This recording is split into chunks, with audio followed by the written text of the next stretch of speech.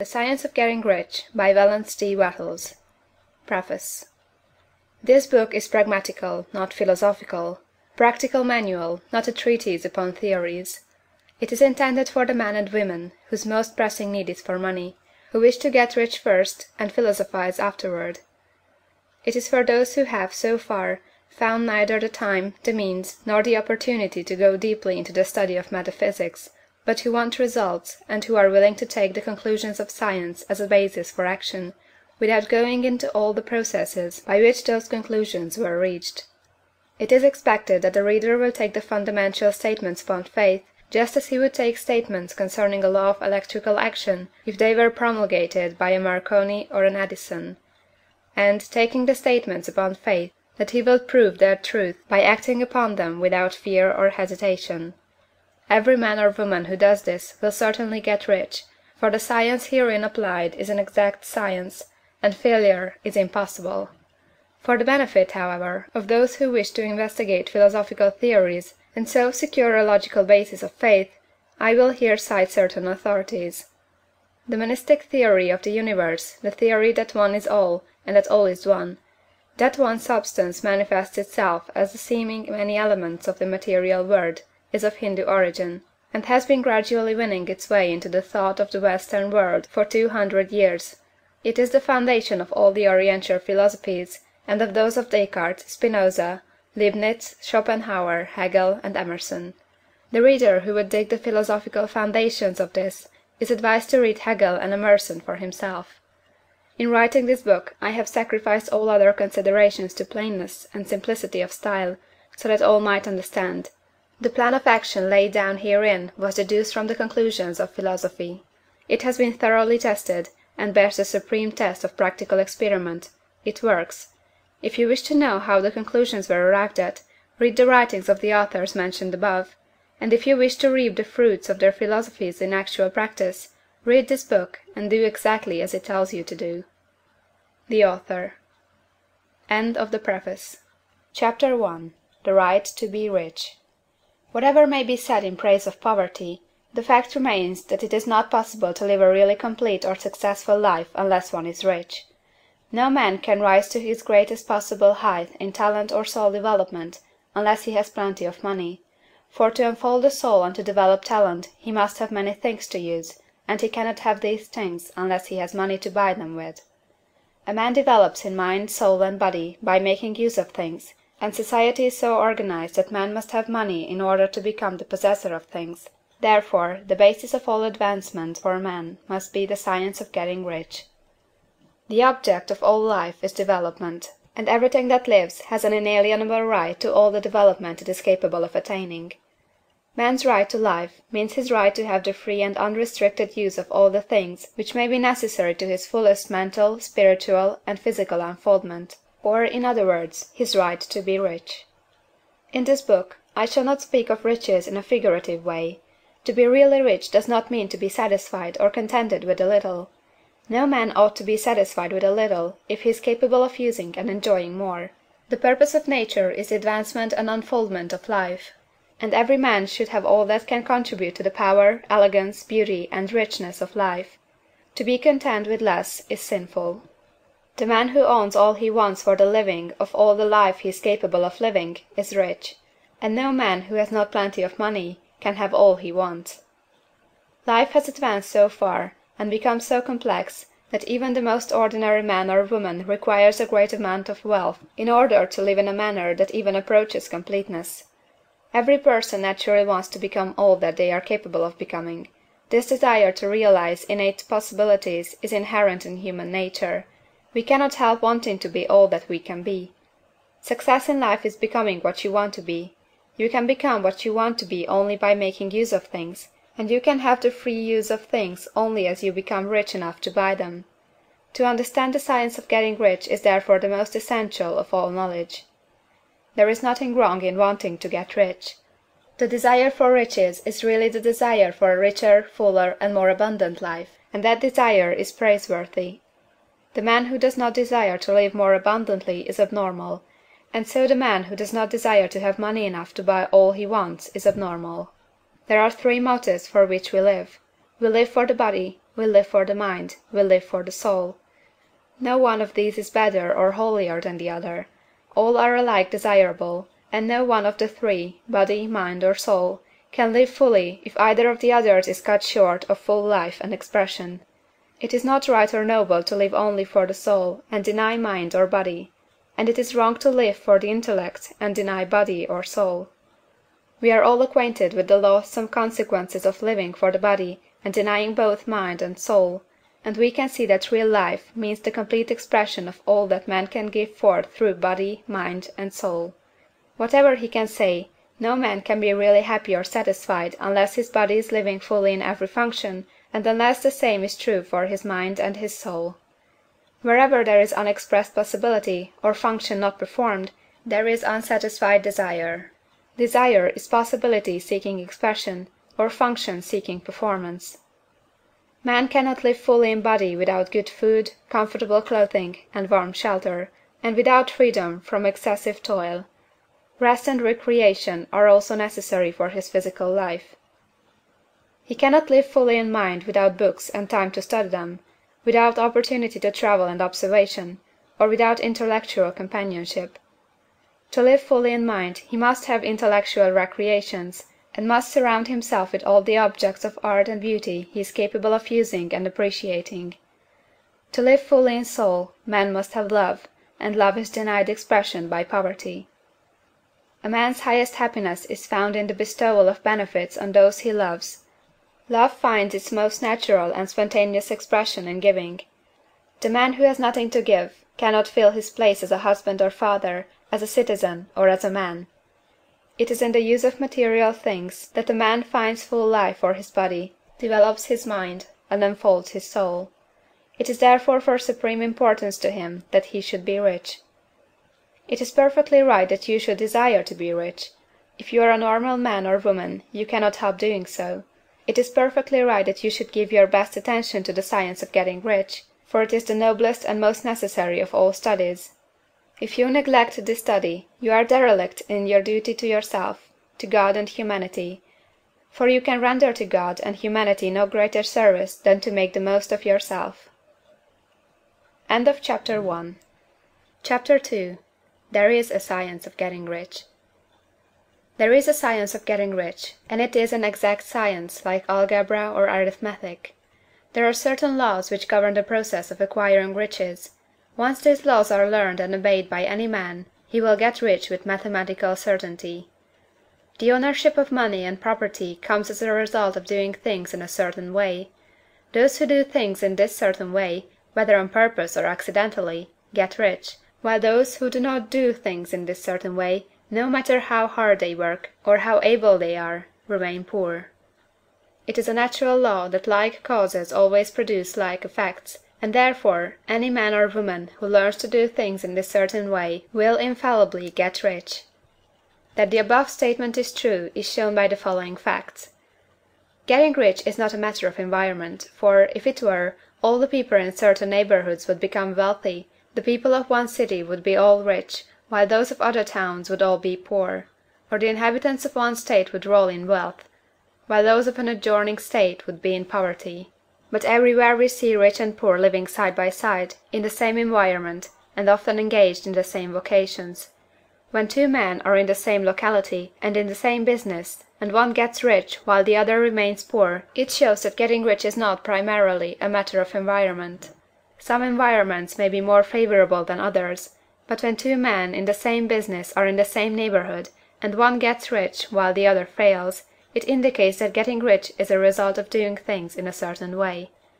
And further, the ability to do things in this certain way is not due solely to the possession of talent, for many people who have great talent remain poor, while others who have very little talent get rich.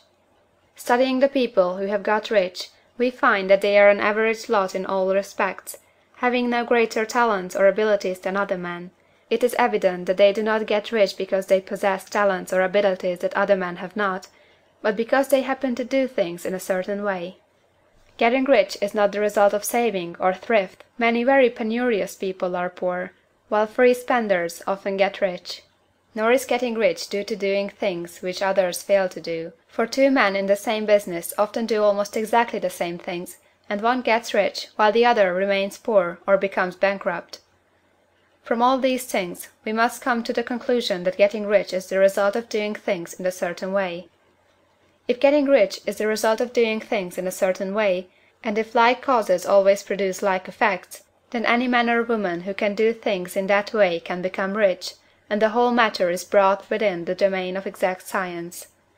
The question arises here, whether this certain way may not be so difficult that only a few may follow it. This cannot be true, as we have seen, so far as natural ability is concerned. Talented people get rich, and blockheads get rich. Intellectually brilliant people get rich, and very stupid people get rich. Physically strong people get rich, and weak and sickly people get rich. Some degree of ability to think and understand is, of course, essential. But in so far natural ability is concerned, any man or woman who has sense enough to read and understand these words can certainly get rich. Also, we have seen that it is not a matter of environment. Location counts for something. One would not go to the heart of the Sahara and expect to do successful business. Getting rich involves the necessity of dealing with men, and of being where there are people to deal with. And if these people are inclined to deal in the way you want to deal, so much the better. But that is about as far as environment goes. If anybody else in your town can get rich, so can you. And if anybody else in your state can get rich, so can you. Again, it is not a matter of choosing some particular business or profession.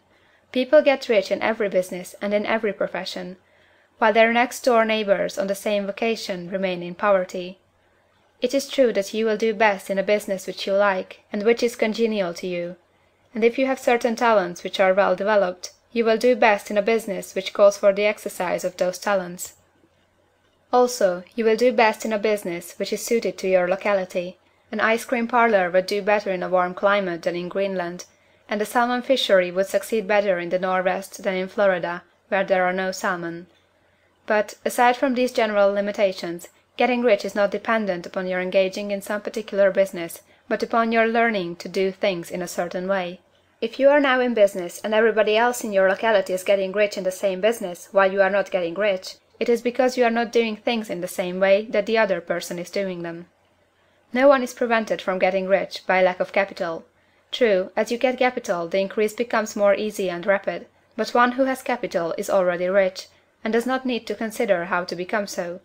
No matter how poor you may be, if you begin to do things in a certain way, you will begin to get rich, and you will begin to have capital. The getting of capital is a part of the process of getting rich, and it is a part of the result which invariably follows the doing of things in a certain way. You may be the poorest man on the continent, and be deeply in debt. You may have neither friends, influence, nor resources, but if you begin to do things in this way, you must infallibly begin to get rich, for like causes must produce like effects.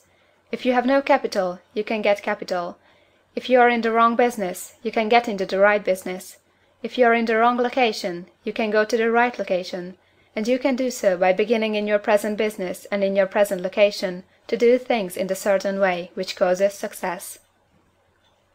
End of Chapter 2. Chapter 3. Is opportunity monopolized? No man is kept poor because opportunity has been taken away from him, because other people have monopolized the wealth and have put a fence around it. You may be shut off from engaging in business in certain lines, but there are other channels open to you. Probably it would be hard for you to get control of any of the great railroad systems. That field is pretty well monopolized.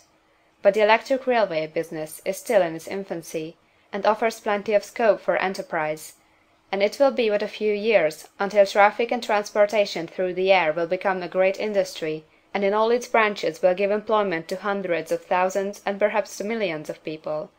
Why not turn your attention to the development of aerial transportation, instead of competing with J. Hill and others for a chance in the steam railway world?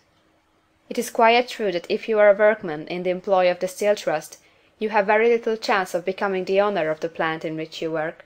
But it is also true that if you will commence the act in a certain way, you can soon leave the employ of the Steel Trust. You can buy a farm of from 10 to 40 acres, and engage in business as a producer of foodstuffs.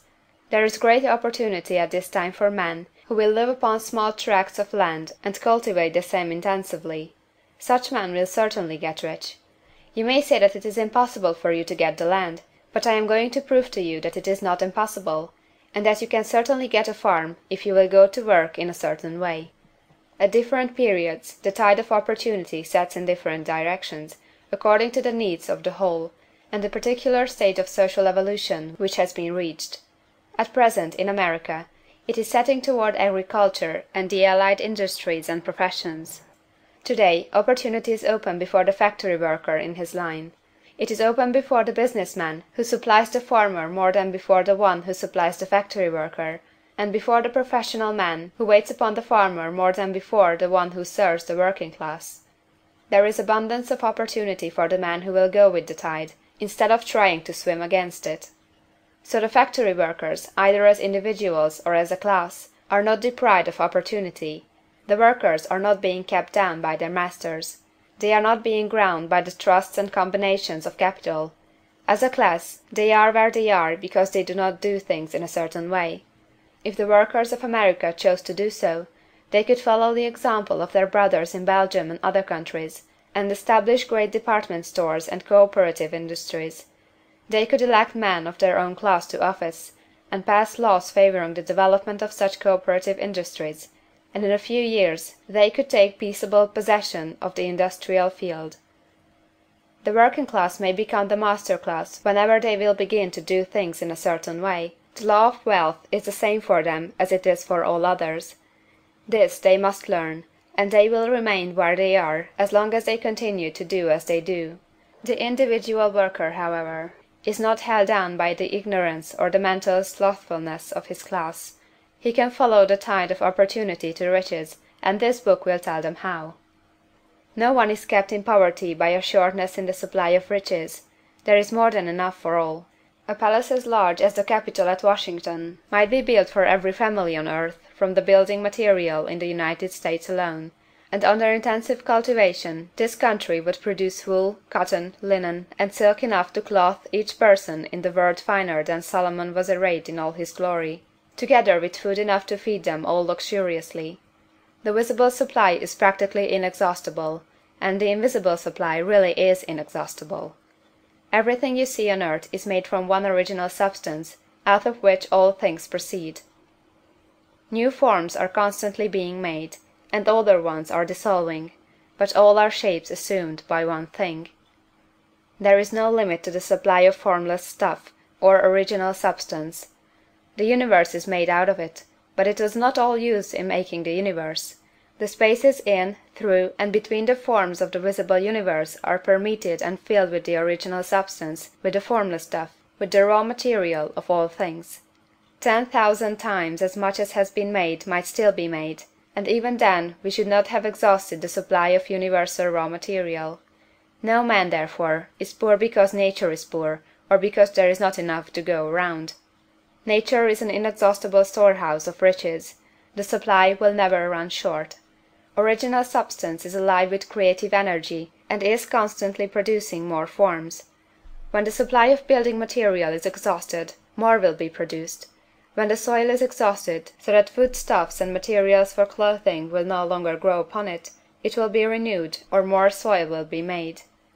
When all the gold and silver has been dug from the earth, if man is still in such a stage of social development that he needs gold and silver, more will be produced from the formless. The formless stuff responds to the needs of man, it will not let him be without any good thing. This is true of man collectively. The race as a whole is always abundantly rich, and if individuals are poor, it is because they do not follow the certain way of doing things which makes the individual man rich. The formless stuff is intelligent. It is stuff which thinks. It is alive, and is always impelled toward more life. It is the natural and inherent impulse of life to seek to live more. It is the nature of intelligence to enlarge itself, and of consciousness to seek to extend its boundaries and find fuller expression. The universe of forms has been made by formless living substance, throwing itself into form in order to express itself more fully. The universe is a great living presence, always moving inherently toward more life and fuller functioning. Nature is formed for the advancement of life. Its impelling motive is the increase of life. For this cause, everything which can possibly minister to life is bountifully provided, There can be no lack unless God is to contradict himself and nullify his own works. You are not kept poor by lack in the supply of riches. It is a fact that I shall demonstrate a little farther on, that even the resources of the formless supply are at the command of the man or woman who will act and think in a certain way. CHAPTER IV. The first principle in the science of getting rich. Thought is the only power which can produce tangible riches from the formless substance. The stuff from which all things are made is a substance which thinks, and the thought of form in this substance produces the form. Original substance moves according to its thoughts. Every form and process you see in nature is the visible expression of a thought in original substance. As the formless stuff thinks of a form, it takes that form; as it thinks of a motion, it makes that motion. That is the way all things were created. We live in a thought world, which is part of a thought universe. The thought of a moving universe extended throughout formless substance, and the thinking stuff moving according to that thought took the form of systems of planets, and maintains that form. Thinking substance takes the form of its thought, and moves according to the thought. Holding the idea of a circling system of suns and worlds, it takes the form of these bodies, and moves them as it thinks. Thinking the form of a slow-growing oak tree, it moves accordingly, and produces the tree, though centuries may be required to do the work. In creating, the formless seems to move according to the lines of motion it has established. The thought of an oak tree does not cause the instant formation of a full-grown tree, but it does start in motion the forces which will produce the tree along established lines of growth. Every thought of form, held in thinking substance, causes the creation of the form, but always, or at least generally, along lines of growth and action already established. The thought of a house of a certain construction, if it were impressed upon formless substance, might not cause the instant formation of the house, but it would cause the turning of creative energies already working in trade and commerce into such channels as to result in the speedy building of the house. And if there were no existing channels through which the creative energy could work, then the house would be formed directly from primal substance, without waiting for the slow processes of the organic and inorganic world. No thought of form can be impressed upon original substance without causing the creation of the form. Man is a thinking centre, and can originate thought. All the forms that man fashions with his hands must first exist in his thought. He cannot shape a thing until he has thought that thing. And so far man has confined his efforts wholly to the work of his hands. He has applied manual labor to the world of forms, seeking to change or modify those already existing. He has never thought of trying to cause the creation of new forms by impressing his thoughts upon formless substance. When man has a thought form, he takes material from the forms of nature, and makes an image of the form which is in his mind.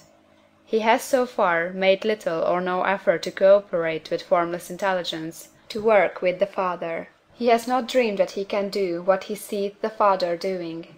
Man reshapes and modifies existing forms by manual labor. He has given no attention to the question whether he may not produce things from formless substance by communicating his thoughts to it. We propose to prove that he may do so, to prove that any man or woman may do so, and to show how. As our first step, we must lay down three fundamental propositions. First, we assert that there is one original formless stuff, or substance, from which all things are made. All the seemingly many elements are but different presentations of one element. All the many forms found in organic and inorganic nature are but different shapes, made from the same stuff. And this stuff is thinking stuff. A thought held in it produces the form of the thought. Thought, in thinking substance, produces shapes. Man is a thinking centre, capable of original thought. If man can communicate his thought to original thinking substance, he can cause the creation or formation of the thing he thinks about. To summarize this, there is a thinking stuff from which all things are made, and which, in its original state, permeates, penetrates, and fills the interspaces of the universe. A thought, in this substance, produces the thing that is imaged by the thought. Man can form things in his thought, and, by impressing his thought upon formless substance, can cause the thing he thinks about to be created. It may be asked if I can prove these statements, and without going into details, I answer that I can do so, both by logic and experience. Reasoning back from the phenomena of form and thought, I come to one original thinking substance, and reasoning forward from this thinking substance, I come to man's power to cause the formation of the thing he thinks about. And, by experiment, I find the reasoning true, and this is my strongest proof. If one man who reads this book gets rich by doing what it tells him to do, that is evidence in support of my claim. But if every man who does what it tells him to do gets rich, that is positive proof until someone goes through the process and fails. The theory is true until the process fails, and this process will not fail, for every man who does exactly what this book tells him to do will get rich. I have said that men get rich by doing things in a certain way, and in order to do so, man must become able to think in a certain way. A man's way of doing things is the direct result of the way he thinks about things. To do things in a way you want to do them, you will have to acquire the ability to think the way you want to think. This is the first step toward getting rich. To think what you want to think is to think truth, regardless of appearances. Every man has the natural and inherent power to think what he wants to think, but it requires far more effort to do so than it does to think the thoughts which are suggested by appearances. To think according to appearance is easy. To think truth regardless of appearances is laborious, and requires the expenditure of more power than any other work man is called upon to perform. There is no labor from which most people shrink as they do from that of sustained and consecutive thought. It is the hardest work in the world. This is especially true when truth is contrary to appearances. Every appearance in the visible world tends to produce a corresponding form in the mind which observes it, and this can only be prevented by holding the thought of the truth. To look upon the appearance of disease will produce the form of disease in your own mind, and ultimately in your body, unless you hold the thought of the truth, which is that there is no disease, it is only an appearance, and the reality is health. To look upon the appearances of poverty will produce corresponding forms in your own mind, unless you hold to the truth that there is no poverty, there is only abundance. To think health when surrounded by the appearances of disease, or to think riches when in the midst of appearances of poverty, requires power. But he who acquires this power becomes a master mind. He can conquer fate, he can have what he wants. This power can only be acquired by getting hold of the basic fact which is behind all appearances, and that fact is that there is one thinking substance from which and by which all things are made. Then we must grasp the truth that every thought held in this substance becomes a form, and that man can so impress his thoughts upon it as to cause them to take form and become visible things. When we realize this, we lose all doubt and fear, for we know that we can create we want to create, we can get what we want to have, and can become what we want to be. As a first step toward getting rich, you must believe the three fundamental statements given previously in this chapter, and in order to emphasize them, I repeat them here. There is a thinking stuff from which all things are made, and which, in its original state, permeates, penetrates, and fills the interspaces of the universe. The thought, in this substance, produces the thing that is imaged by the thought. Man can form things in his thought, and, by impressing his thought upon formless substance, can cause the thing he thinks about to be created. You must lay aside all other concepts of the universe than this monistic one, and you must dwell upon this until it is fixed in your mind, and has become your habitual thought. Read these creed statements over and over again, fix every word upon your memory, and meditate upon them until you firmly believe what they say. If a doubt comes to you, cast it aside as a sin. Do not listen to arguments against this idea. Do not go to churches or lectures where a contrary concept of things is taught or preached. Do not read magazines or books which teach a different idea. If you get mixed up in your faith, all your efforts will be in vain.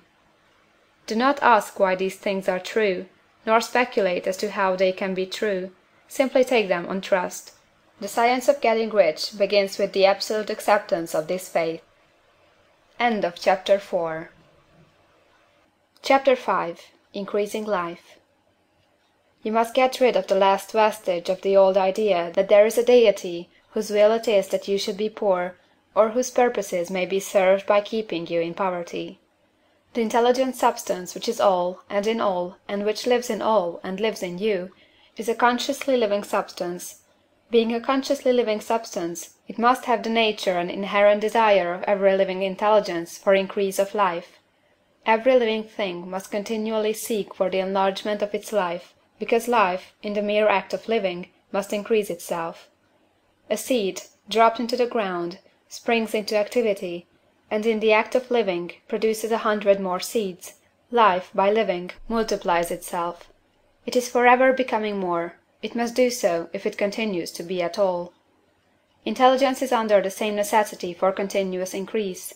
Every thought we think makes it necessary for us to think another thought. Consciousness is continually expanding. Every fact we learn leads us to the learning of another fact. Knowledge is continually increasing. Every talent we cultivate brings to the mind the desire to cultivate another talent. We are subject to the urge of life, seeking expression, which ever drives us on to know more, to do more, and to be more. In order to know more, do more, and be more, we must have more. We must have things to use, for we learn, and do, and become, only by using things. We must get rich, so that we can live more. The desire for riches is simply the capacity for larger life seeking fulfillment. Every desire is the effort of an unexpressed possibility to come into action. It is power seeking to manifest which causes desire. That which makes you want more money is the same as that which makes the plant grow. It is life, seeking fuller expression. The one living substance must be subject to this inherent law of all life. It is permeated with the desire to live more. That is why it is under the necessity of creating things. The one substance desires to live more in you, hence it wants you to have all the things you can use. It is the desire of God that you should get rich. He wants you to get rich, because he can express himself better through you if you have plenty of things to use in giving him expression. He can live more in you if you have unlimited command of the means of life. The universe desires you to have everything you want to have. Nature is friendly to your plans. Everything is naturally for you. Make up your mind that this is true. It is essential, however, that your purpose should harmonize with the purpose that is in all. You must want real life, not mere pleasure of sensual gratification. Life is the performance of function, and the individual really lives only when he performs every function, physical, mental, and spiritual, of which he is capable, without excess in any. You do not want to get rich in order to live swinishly, for the gratification of animal desires. That is not life. But the performance of every physical function is a part of life, and no one lives completely who denies the impulses of the body a normal and healthful expression. You do not want to get rich solely to enjoy mental pleasures, to get knowledge, to gratify ambition, to outshine others, to be famous. All these are a legitimate part of life, but the man who lives for the pleasures of the intellect alone will only have a partial life, and he will never be satisfied with his lot. You do not want to get rich solely for the good of others, to lose yourself for the salvation of mankind, to experience the joys of philanthropy and sacrifice. The joys of the soul are only a part of life, and they are no better nor nobler than any other part.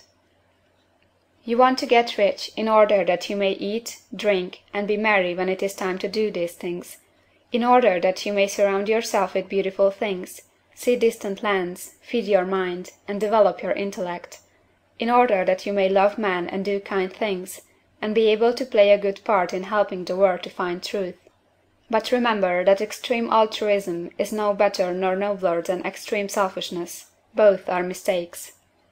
Get rid of the idea that God wants you to sacrifice yourself for others, and that you can secure his favor by doing so. God requires nothing of the kind. What he wants you is that you should make the most of yourself, and for others. And you can help others more by making the most of yourself than in any other way. You can make the most of yourself only by getting rich, so it is right and praiseworthy that you should give your first and best thought to the work of acquiring wealth. Remember, however, that the desire of substance is for all, and its movements must be for more life to all. It cannot be made to work for less life to any, because it is equally in all, seeking riches and life. Intelligent substance will make things for you, but it will not take things away from some one else and give them to you. You must get rid of the thought of competition. You are to create, not to compete for what is already created. You do not have to take anything from anyone. You do not have to drive sharp bargains. You do not have to cheat, or to take advantage. You do not need to let any man work for you for less than he earns. You do not have to covet the property of others, or to look at it with wistful eyes. No man has anything of which you cannot have the like, and that without taking what he has away from him. You are to become a creator, not a competitor. You are going to get what you want, but in such a way that when you get it every other man will have more than he has now. I am aware that there are men who get a vast amount of money by proceeding in direct opposition to the statements in the paragraph above, and may add a word of explanation here. Men of the plutocratic type, who become very rich, do so sometimes purely by their extraordinary ability on the plane of competition, and sometimes they unconsciously relate themselves to substance in its great purposes and movements for the general racial upbuilding through industrial evolution. Rockefeller, Carnegie, Morgan, and others have been the unconscious agents of the supreme in the necessary work of systematizing and organizing productive industry, and in the end their work will contribute immensely toward increased life for all. Their day is nearly over. They have organized production, and will soon be succeeded by the agents of the multitude who will organize the machinery of distribution. The multimillionaires are like the monster reptiles of the prehistoric eras.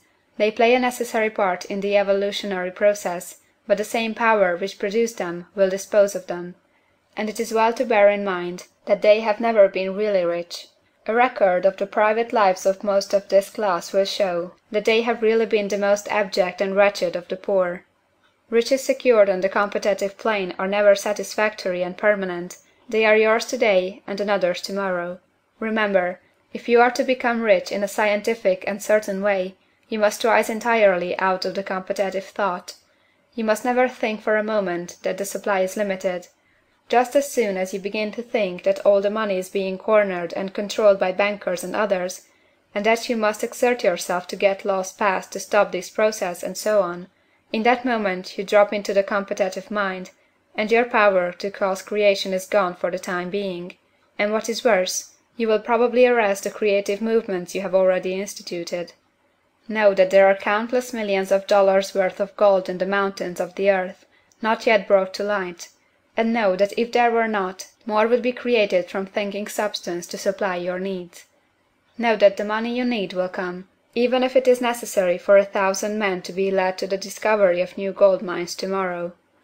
Never look at the visible supply, look always at the limitless riches in formless substance, and know that they are coming to you as fast as you can receive and use them. Nobody, by cornering the visible supply, can prevent you from getting what is yours. So never allow yourself to think for an instant that all the best building spots will be taken before you get ready to build your house, unless you hurry.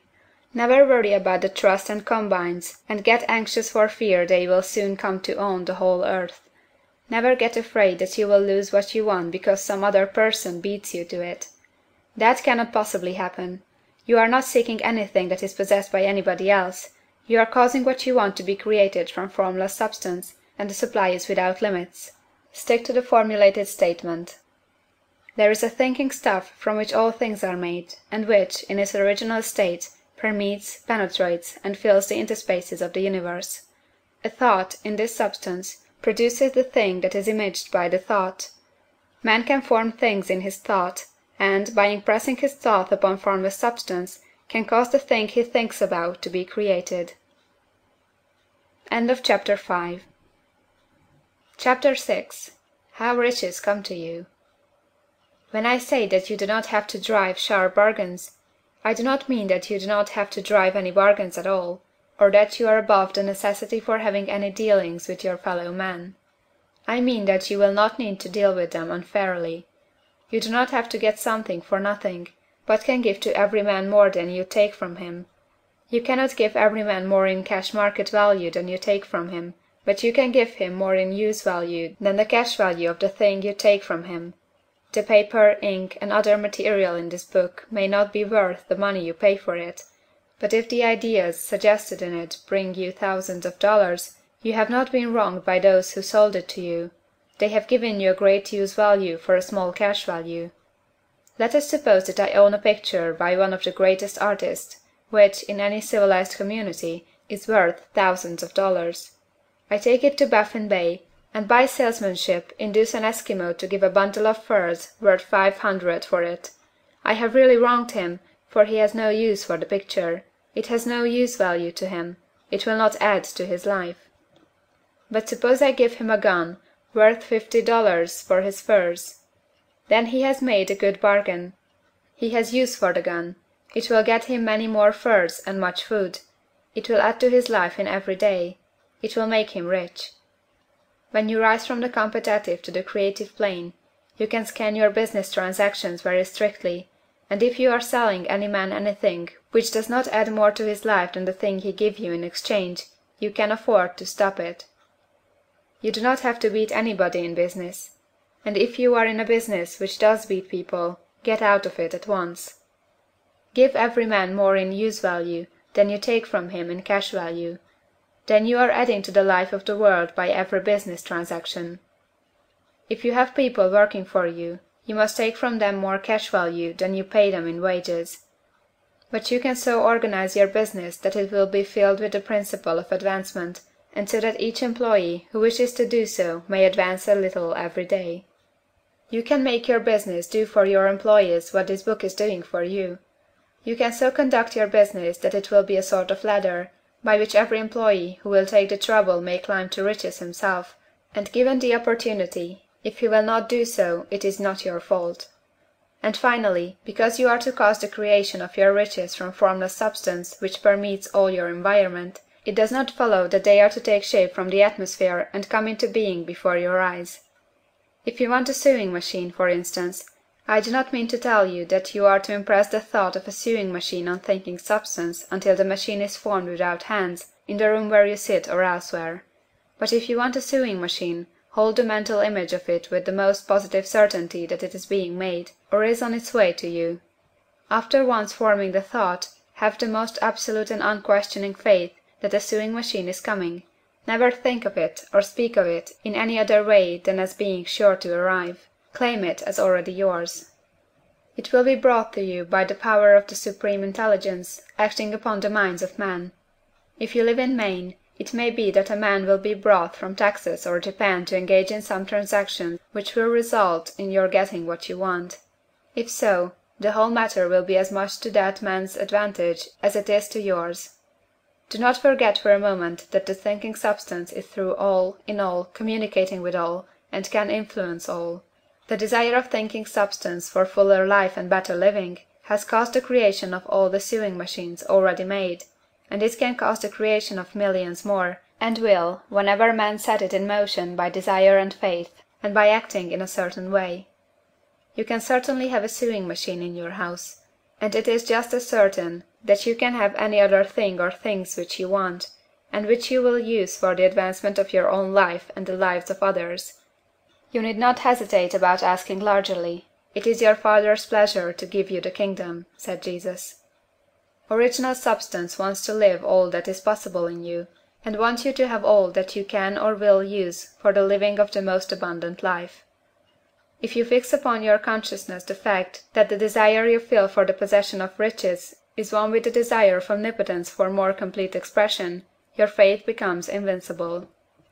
Once I saw a little boy sitting at a piano and vainly trying to bring harmony out of the keys, and I saw that he was grieved and provoked by his inability to play real music. I asked him the cause of this vexation, and he answered, "I can feel the music in me, but I can't make my hands go right." The music in him was the urge of original substance, containing all the possibilities of all life. All that there is of music was seeking expression through the child. God, the one substance, is trying to live and do and enjoy things through humanity. He is saying, I want hands to build wonderful structures, to play divine harmonies, to paint glorious pictures. I want feet to run my errands, eyes to see my beauties, tongues to tell mighty truths, and to sing marvelous songs, and so on. All that there is of possibility is seeking expression through man. God wants those who can play music to have pianos and every other instrument, and to have the means to cultivate their talents to the fullest extent. He wants those who can appreciate beauty to be able to surround themselves with beautiful things. He wants those who can discern the truth to have every opportunity to travel and observe. He wants those who can appreciate dress to be beautifully clothed, and those who can appreciate good food to be luxuriously fed. He wants all these things, because it is himself that enjoys and appreciates them. It is God who wants to play, and sing, and enjoy beauty, and proclaim truth, and wear fine clothes, and eat good foods. It is God that worketh in you to will and to do, said Paul. The desire you feel for riches is the infinite seeking to express himself in you, as he sought to find expression in the little boy at the piano. So you need not hesitate to ask largely. Your part is to focalize and express the desire to God. This is a difficult point with most people. They retain something of the old idea that poverty and self-sacrifice are pleasing to God. They look upon poverty as a part of the plan, a necessity of nature. They have the idea that God has finished his work, and made all that he can make, and that the majority of men must stay poor, because there is not enough to go around. They hold so much to this erroneous thought that they feel ashamed to ask for wealth. They try not to want more than a very modest competence, just enough to make them fairly comfortable. I recall now a case of one student who was told that he must get in mind a clear picture of the things he desired, so that the creative thought of them might be impressed on formless substance. He was a very poor man, living in a rented house, and having only what he earned from day to day, and he could not grasp the fact that all wealth was his. So, after thinking the matter over, he decided that he might reasonably ask for a new rug on the floor of his best room, and an anthracite coal stove to heat the house during the cold winter. Following the instructions given in this book, he obtained these things in a few months, and then it dawned upon him that he had not asked enough. He went through the house in which he lived, and planned all the improvements he would like to make in it. He mentally added a bay window here, a room there, until it was complete in his mind as his ideal home, and then he planned its furnishings. Holding the whole picture in his mind, he began living in the certain way, and moving toward what he wanted, and he owns the house now, and is rebuilding it after the form of his mental image. And now, with still larger faith, he is going on to get greater things. It has been unto him according to his faith, and it is so with you and with all of us. End of Chapter 6. Chapter 7. Gratitude. The illustrations given in the last chapter will have conveyed to the reader the fact that the first step toward getting rich is to convey the idea of your wants to the formless substance. This is true, and you will see that in order to do so, it becomes necessary to relate yourself to the formless intelligence in a harmonious way.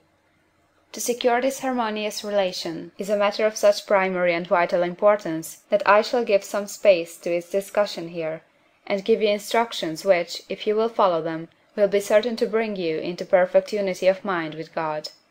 The whole process of mental adjustment and atonement can be summed up in one word: gratitude. First, you believe that there is one intelligent substance, from which all things proceed. Second, you believe that this substance gives you everything you desire.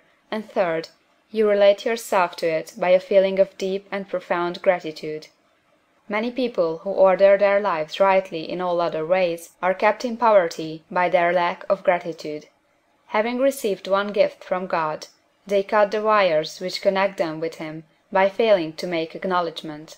It is easy to understand that the nearer we live to the source of wealth, the more wealth we shall receive.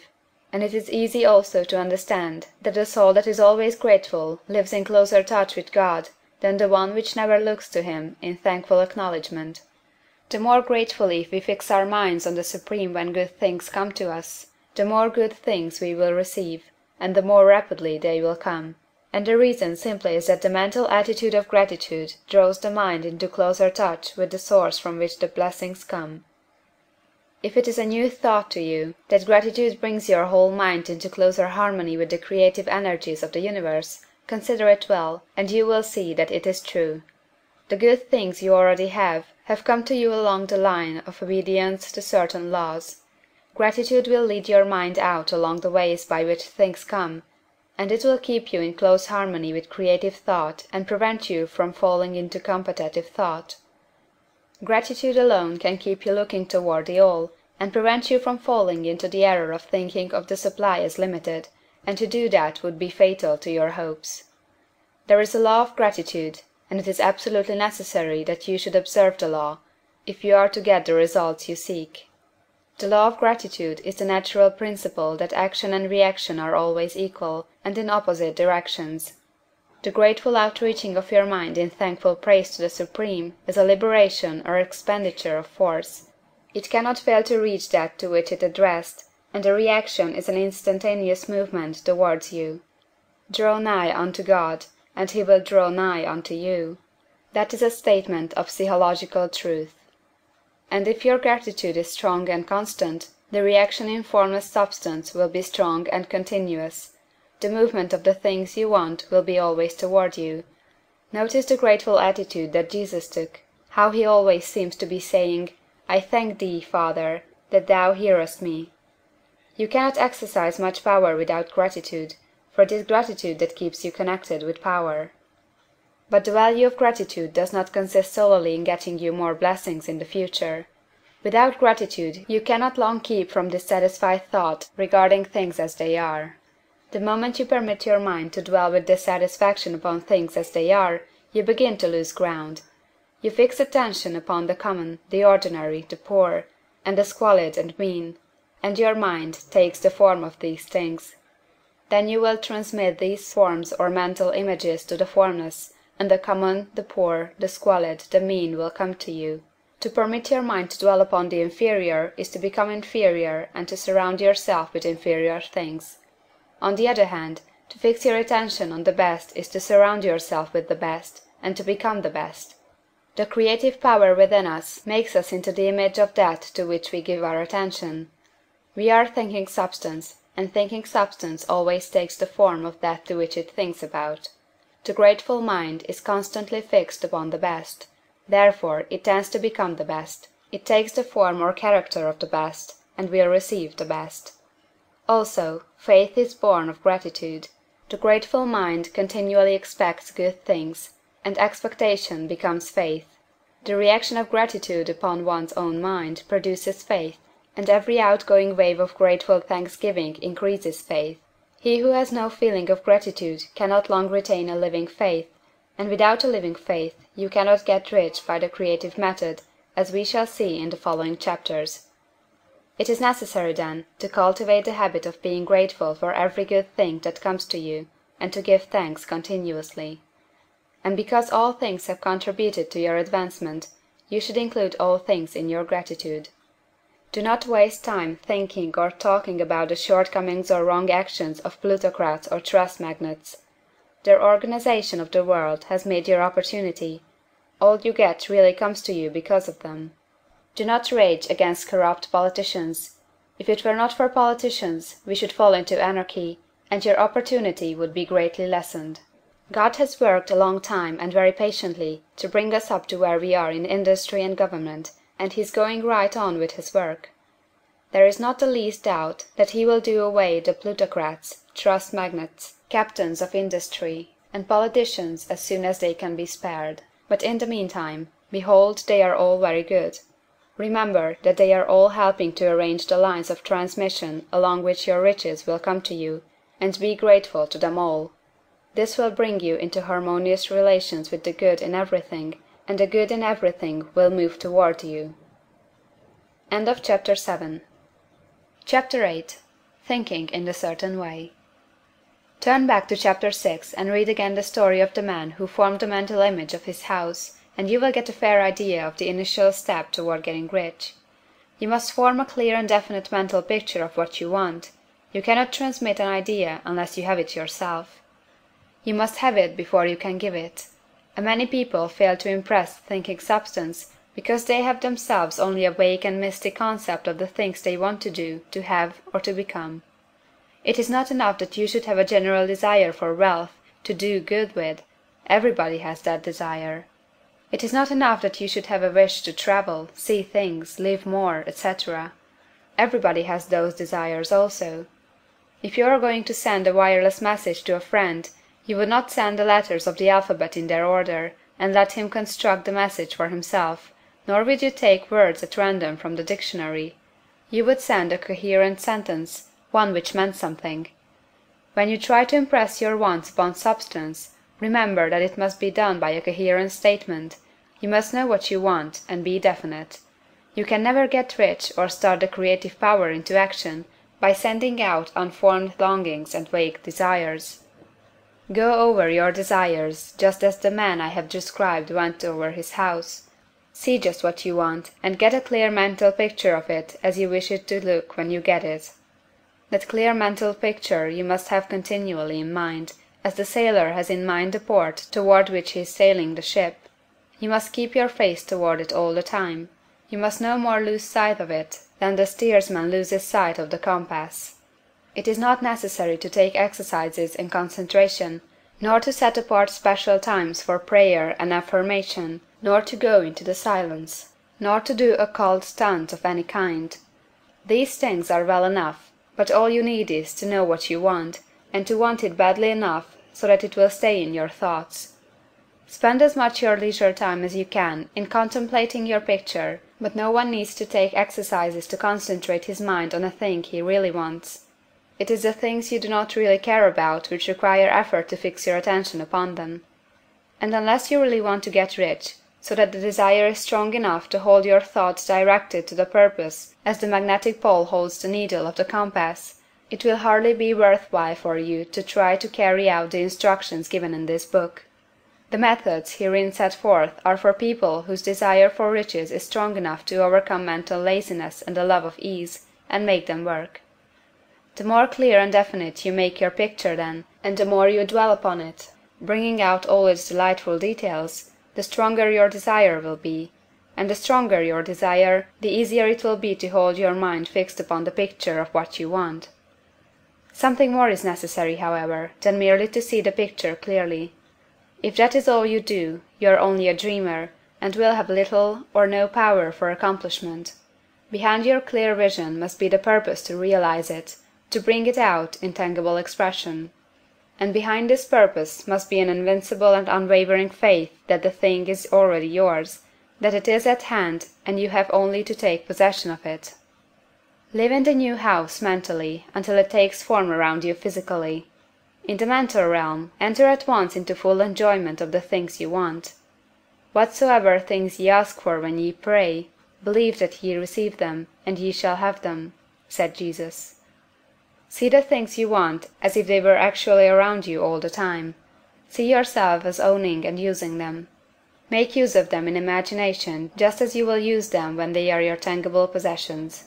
Dwell upon your mental picture until it is clear and distinct, and then take the mental attitude of ownership toward everything in that picture. Take possession of it, in mind, in the full faith that it is actually yours. Hold to this mental ownership. Do not waver for an instant in the faith that it is real.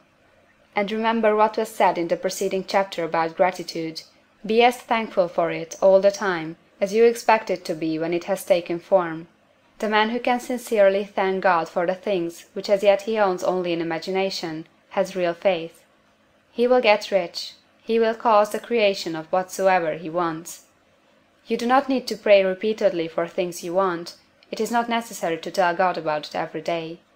Use not vain repetitions as the heathen do, said Jesus to his pupils, for your Father knoweth that ye have need of these things before ye ask him. Your part is to intelligently formulate your desire for the things which make for a larger life, and to get these desire arranged into a coherent whole, and then to impress this whole desire upon the formless substance, which has the power and the will to bring you what you want. You do not make this impression by repeating strings of words. You make it by holding the vision with unshakable purpose to attain it, and with steadfast faith that you do attain it. The answer to prayer is not according to your faith while you are talking, but according to your faith while you are working. You cannot impress the mind of God by having a special Sabbath day set apart to tell him what you want, and of forgetting him during the rest of the week. You cannot impress him by having special hours to go into your closet and pray, if you then dismiss the matter from your mind until the hour of prayer comes again. Oral prayer is well enough, and has its effect, especially upon yourself, in clarifying your vision and strengthening your faith. But it is not your oral petitions which get you what you want. In order to get rich, you do not need a sweet hour of prayer, you need to pray without ceasing. And by prayer I mean holding steadily to your vision, with the purpose to cause its creation into solid form, and the faith that you are doing so. Believe that ye receive them. The whole matter turns on receiving, once you have clearly formed your vision. When you have formed it, it is well to make an oral statement, addressing the Supreme in reverent prayer, and from that moment you must, in mind, receive what you ask for. Live in the new house, wear the fine clothes, ride in the automobile, go on the journey, and confidently plan for greater journeys. Think and speak of all the things you have asked for in terms of actual present ownership. Imagine an environment and a financial condition exactly as you want them, and live all the time in that imaginary environment and financial condition. Mind, however, that you do not do this as a mere dreamer or castle builder. Hold to the faith that the imaginary is being realized, and to the purpose to realize it. Remember that it is faith and purpose in the use of the imagination which makes the difference between the scientist and the dreamer. And having learned this fact, it is here that you must learn the proper use of the will. End of Chapter 8. Chapter 9. How to use the will. To set about getting rich in a scientific way, you do not try to apply your willpower to anything outside of yourself. You have no right to do so, anyway. It is wrong to apply your will to other men and women in order to get them do what you wish done. It is as flagrantly wrong to coerce people by mental power as it is to coerce them by physical power. If compelling people by physical force to do things for you reduces them to slavery, compelling them by mental means accomplishes exactly the same thing. The only difference is in methods. If taking things from people by physical force is robbery, then taking things by mental force is robbery also. There is no difference in principle. You have no right to use your willpower upon another person, even for his own good, for you do not know what is for his good. The science of getting rich does not require you to apply power or force to any other person, in any way whatsoever. There is not the slightest necessity for doing so. Indeed, any attempt to use your will upon others will only tend to defeat your purpose. You do not need to apply your will to things in order to compel them to come to you. That would simply be trying to coerce God, and would be foolish and useless, as well as irreverent. You do not have to compel God to give you good things, any more than you have to use your willpower to make the sun rise. You do not have to use your willpower to conquer an unfriendly deity, or to make stubborn and rebellious forces do your bidding. Substance is friendly to you, and is more anxious to give you what you want than you are to get it. To get rich, you need only to use your willpower upon yourself. When you know what to think or do, then you must use your will to compel yourself to think and do the right things. That is the legitimate use of the will in getting what you want, to use it in holding yourself to the right course. Use your will to keep yourself thinking and acting in a certain way. Do not try to project your will, or your thoughts, or your mind out into space, to act on things or people. Keep your mind at home. It can accomplish more there than elsewhere.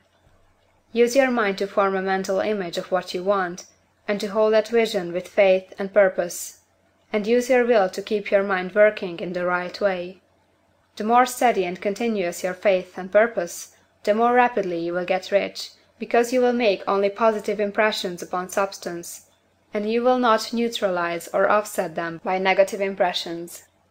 The picture of your desires, held with faith and purpose, is taken up by the formless, and permits it to great distances throughout the universe for all I know. As this impression spreads, all things are set moving toward its realization. Every living thing, every inanimate thing, and the things yet uncreated, are stirred toward bringing into being that which you want. All force begins to be exerted in that direction. All things begin to move toward you. The minds of people, everywhere, are influenced toward doing the things necessary to the fulfilling of your desires, and they work for you unconsciously. But you can check all this by starting a negative impression in the formless substance. Doubt or unbelief is as certain to start a movement away from you as faith and purpose are to start one toward you. It is by not understanding this that most people who try to make use of mental science in getting rich make their failure. Every hour and moment you spend in giving heed to doubts and fears, every hour you spend in worry, every hour in which your soul is possessed by unbelief, sets a current away from you in the whole domain of intelligent substance. All the promises are unto them that believe, and unto them only. Notice how insistent Jesus was upon his point of belief, and now you know the reason why. Since belief is all important, it behooves you to guard your thoughts, and as your beliefs will be shaped in a very great extent by the things you observe and think about, it is important that you should command your attention. And here the will comes into use, for it is by your will that you determine upon what things your attention shall be fixed. If you want to become rich, you must not make a study of poverty. Things are not brought into being by thinking about their opposites. Health is never to be attained by studying disease and thinking about disease. Righteousness is not to be promoted by studying sin and thinking about sin. And no one ever got rich by studying poverty and thinking about poverty. Medicine as a science of disease has increased disease. Religion as science of sin has promoted sin. And economics as a study of poverty will fill the world with wretchedness and want. Do not talk about poverty. Do not investigate it or concern yourself with it. Never mind what its causes are. You have nothing to do with them. What concerns you is the cure. Do not spend your time in charitable work or charity movements. All charity only tends to perpetuate the wretchedness it aims to eradicate. I do not say that you should be hard-hearted or unkind, and refuse to hear the cry of need. But you must not try to eradicate poverty in any of the conventional ways. Put poverty behind you, and put all that pertains to it behind you, and make good. Get rich, that is the best way you can help the poor. And you cannot hold the mental image which is to make you rich, if you fill your mind with pictures of poverty. Do not read books or papers which give you circumstantial accounts of the wretchedness of the tenement dwellers, of the horrors of child labor, and so on. Do not read anything which fills your mind with gloomy images of want and suffering. You cannot help the poor in the least by knowing about these things, and the widespread knowledge of them does not tend to all to do away with poverty. What tends to do away with poverty is not the getting of pictures of poverty into your mind, but getting pictures of wealth into the minds of the poor. You are not deserting the poor in their misery when you refuse to allow your mind to be filled with pictures of that misery. Poverty can be done away with, not by increasing the number of well-to-do people to think about poverty, but by increasing the number of poor people who purpose with faith to get rich. The poor do not need charity, they need inspiration. Charity only sends them a loaf of bread to keep them alive in their wretchedness, or gives them an entertainment to make them forget for an hour or two, but inspiration will cause them to rise out of their misery. If you want to help the poor, demonstrate to them that they can become rich. Prove it by getting rich yourself. The only way in which poverty will ever be banished from this world is by getting a large and constantly increasing number of people to practice the teaching of this book. People must be taught to become rich by creation, not by competition. Every man who becomes rich by competition throws down behind him the ladder by which he rises, and keeps others down. But every man who gets rich by creation opens a way for thousands to follow him, and inspires them to do so. You are not showing hardness of heart or an unfeeling disposition when you refuse to pity poverty, see poverty, read about poverty, or think and talk about it, or to listen to those who do talk about it. Use your willpower to keep your mind off the subject of poverty, and to keep it fixed with faith and purpose on the vision of what you want. End of Chapter 9. Chapter 10. Further use of the will. You cannot retain a true and clear vision of wealth if you are constantly turning your attention to opposing pictures, whether they be external or imaginary. Do not tell of your past troubles of a financial nature, if you have had them. Do not think of them at all. Do not tell of the poverty of your parents, or the hardships of your early life. To do any of these things is to mentally class yourself with the poor for the time being, and it will certainly check the movement of things in your direction. Let the dead bury their dead, as Jesus said. Put poverty and all things that pertain to poverty completely behind you. You have accepted a certain theory of the universe as being correct, and are resting all your hopes of happiness on its being correct. And what can you gain by giving heed to conflicting theories? Do not read religious books which tell you that the world is soon coming to an end. And do not read the writing of muckrakers and pessimistic philosophers who tell you that it is going to the devil. The world is not going to the devil, it is going to God. It is wonderful becoming.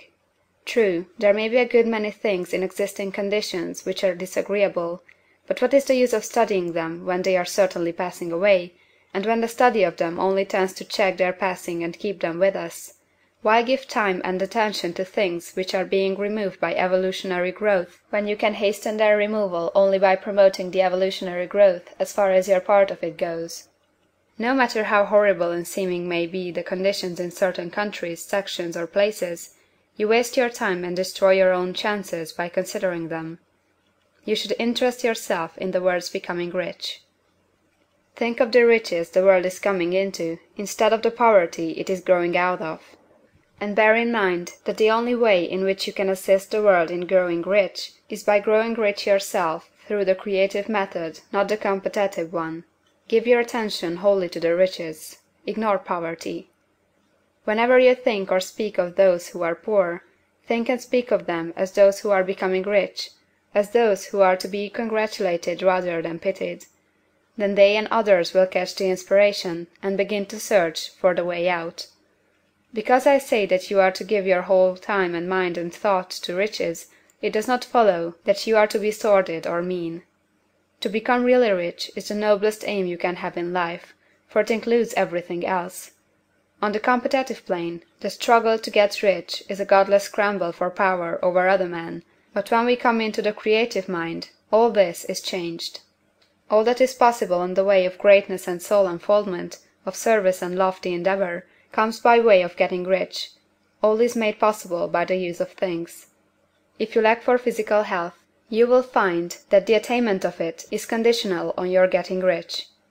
Only those who are emancipated from financial worry and who have the means to live a carefree existence and follow hygienic practices can have and retain health. Moral and spiritual greatness is possible only to those who are above the competitive battle of existence, and only those who are becoming rich on the plane of creative thought are free from the degrading influences of competition. If your heart is set on domestic happiness, remember that love flourishes best where there is refinement, a high level of thought, and freedom from corrupting influences, and these are to be found only where riches are attained by the exercise of creative thought, without strife or rivalry. You can aim at nothing so great or noble, I repeat, as to become rich, and you must fix your attention upon your mental picture of riches, to the exclusion of all that may tend to dim or obscure the vision. You must learn to see the underlying truth in all things. You must see beneath all seemingly wrong conditions the great one life ever moving forward toward fuller expression and more complete happiness. It is the truth that there is no such thing as poverty, that there is only wealth. Some people remain in poverty because they are ignorant of the fact that there is wealth for them, and these can be best taught by showing them the way of affluence in your own person and practice. Others are poor because, while they feel that there is a way out, they are too intellectually indolent to put forth the mental effort necessary to find that way and by travel it, and for these the very best thing you can do is to arouse their desire by showing them the happiness that comes from being rightly rich. Others still are poor because, while they have some notion of science, they have become so swamped and lost in the maze of metaphysical and occult theories that they do not know which road to take. They try a mixture of many systems and fail in all. For these again the very best thing to do is to show the right way in your own person and practice. An ounce of doing things is worth a pound of theorizing. The very best thing you can do for the whole world is to make the most of yourself. You can serve God and man in no more effective way than by getting rich, that is, if you get rich by the creative method and not by the competitive one. Another thing, we assert that this book gives in detail the principles of the science of getting rich, and if that is true, you do not need to read any other book upon the subject. This may sound narrow and egoistical, but consider, there is no more scientific method of computation in mathematics than by addition, subtraction, multiplication, and division. No other method is possible. There can be but one shortest distance between two points. There is only one way to think scientifically, and that is to think in the way that leads to the most direct and simple route to the goal. No man has yet formulated a briefer or less complex system than the one set forth herein. It has been stripped of all non-essentials. When you commence on this, lay all others aside. Put them out of your mind altogether. Read this book every day, keep it with you, commit it to memory, and do not think about other systems and theories. If you do, you will begin to have doubts, and to be uncertain and wavering in your thought, and then you will begin to make failures. After you have made good and become rich, you may study other systems as much as you please, but until you are quite sure that you have gained what you want, do not read anything on this line but this book, unless it be the authors mentioned in the preface. And read only the most optimistic comments on the world's news, those in harmony with your picture. Also, postpone your investigations into the occult. Do not dabble in theosophy, spiritualism, or kindred studies. It is very likely that the dead still live, and are near, but if they are, let them alone. Mind your own business. Wherever the spirits of the dead may be, they have their own work to do, and their own problems to solve, and we have no right to interfere with them. We cannot help them, and it is very doubtful whether they can help us, or whether we have any right to trespass upon their time if they can. Let the dead and the hereafter alone, and solve your own problem, get rich. If you begin to mix with the occult, you will start mental cross-currents which will surely bring your hopes to shipwreck. Now, this and the preceding chapters have brought us to the following statement of the basic facts. There is a thinking stuff from which all things are made, and which, in its original state, permeates, penetrates, and fills the interspaces of the universe. A thought in this substance produces the thing that is imaged by the thought. Man can form things in his thought, and, by impressing his thought upon formless substance, can cause the thing he thinks about to be created. In order to do this, man must pass from the competitive to the creative mind. He must form a clear mental picture of the things he wants, and hold this picture in his thoughts with the fixed purpose to get what he wants, and the unwavering faith that he does get what he wants, closing his mind against all that may tend to shake his purpose, dim his vision, or quench his faith. And in addition to all this, we shall now see that he must live and act in a certain way. End of Chapter 10. Chapter 11. Acting in a certain way.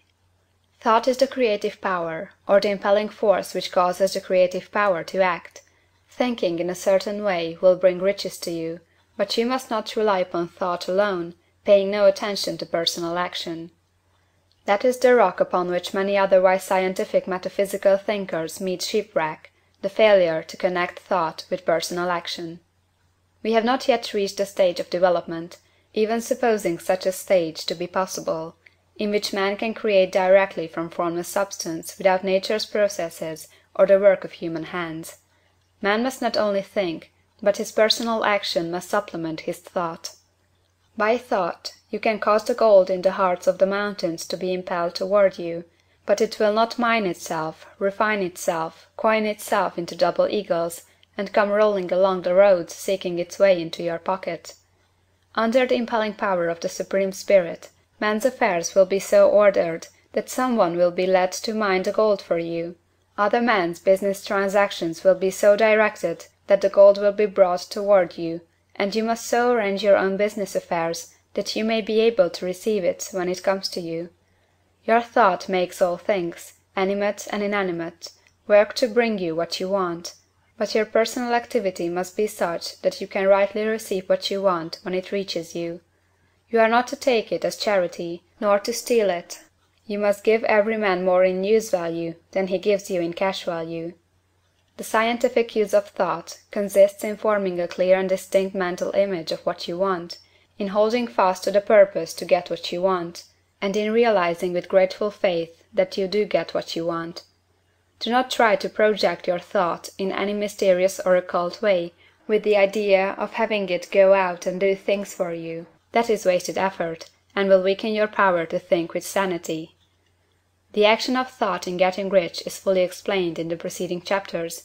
Your faith and purpose positively impress your vision upon formless substance, which has the same desire for more life that you have; and this vision, received from you, sets all the creative forces at work in and through their regular channels of action, but directed toward you.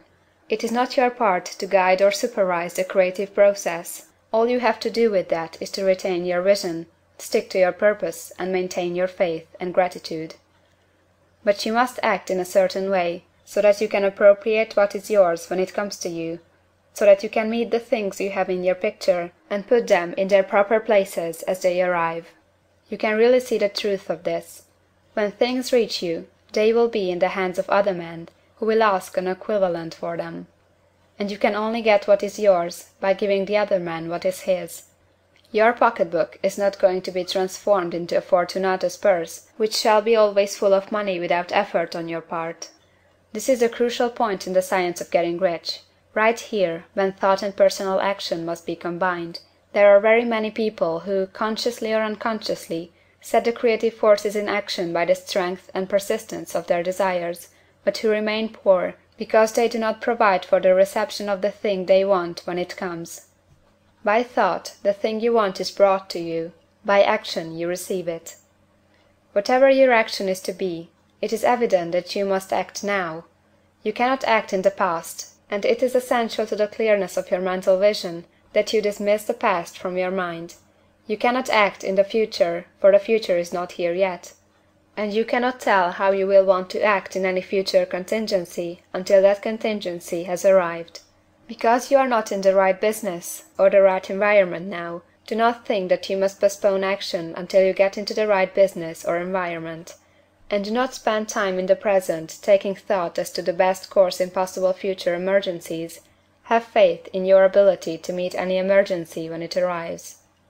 If you act in the present with your mind on the future, your present action will be with a divided mind and will not be effective. Put your whole mind into present action. Do not give your creative impulse to original substance, and then sit down and wait for results. If you do, you will never get them. Act now. There is never any time but now, and there never will be any time but now. If you are ever to begin to make ready for the reception of what you want, you must begin now. And your action, whatever it is, must most likely be in your present business or employment, and must be upon the persons and things in your present environment. You cannot act where you are not, you cannot act where you have been, and you cannot act where you are going to be. You can act only where you are. Do not bother as to whether yesterday's work was well done or ill done. Do today's work well. Do not try to do tomorrow's work now. There will be plenty of time to do that when you get to it. Do not try, by occult or mystical means, to act on people or things that are out of your reach. Do not wait for a change of environment before you act. Get a change of environment by action. You can so act upon the environment in which you are now as to cause yourself to be transferred to a better environment. Hold with faith and purpose the vision of yourself in the better environment, but act upon your present environment with all your heart, and with all your strength, and with all your mind. Do not spend any time in day dreaming or castle building. Hold to the one vision of what you want, and act now. Do not cast about seeking some new thing to do, or some strange, unusual, or remarkable action to perform as a first step toward getting rich. It is probable that your actions, at least for some time to come, will be those you have been performing for some time past. But you are to begin now to perform these actions in the certain way, which will surely make you rich. If you are engaged in some business, and feel that it is not the right one for you, do not wait until you get into the right business before you begin to act. Do not feel discouraged, or sit down and lament because you are misplaced. No man was ever so misplaced but that he could not find the right place, and no man ever became so involved in the wrong business but that he could get into the right business. Hold the vision of yourself in the right business, with the purpose to get into it, and the faith that you will get into it, and are getting into it. But act in your present business. Use your present business as the means of getting a better one, and use your present environment as the means of getting into a better one. Your vision of the right business, if held with faith and purpose, will cause the Supreme to move the right business toward you, and your action, if performed in the certain way, will cause you to move toward the business. If you are an employee, or wage earner, and feel that you must change places in order to get what you want, do not project your thought into space and rely upon it to get you another job. It will probably fail to do so. Hold the vision of yourself in the job you want, while you act with faith and purpose on the job you have, and you will certainly get the job you want. Your vision and faith will set the creative force in motion to bring it toward you, and your action will cause the forces in your own environment to move you toward the place you want. In closing this chapter, we will add another statement to our syllabus. There is a thinking stuff from which all things are made, and which, in its original state, permeates, penetrates, and fills the interspaces of the universe. A thought, in this substance, produces the thing that is imaged by the thought. Man can form things in his thought, and, by impressing his thought upon formless substance, can cause the thing he thinks about to be created. In order to do this, man must pass from the competitive to the creative mind.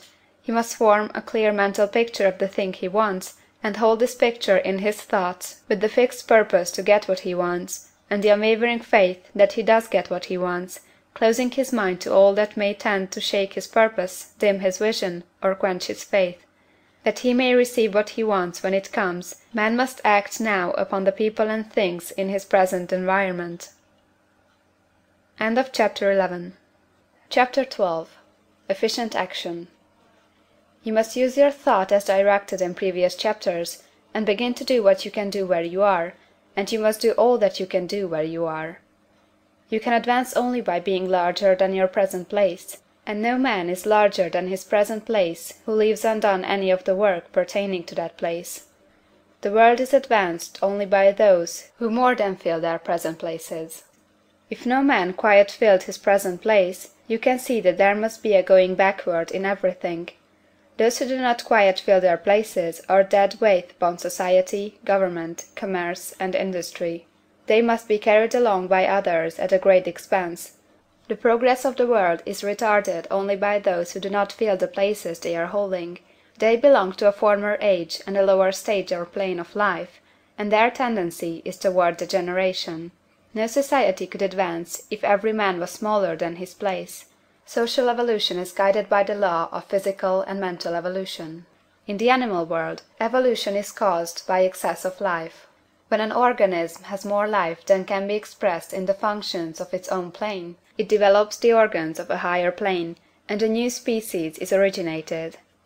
There never would have been new species had there not been organisms which more than filled their places. The law is exactly the same for you.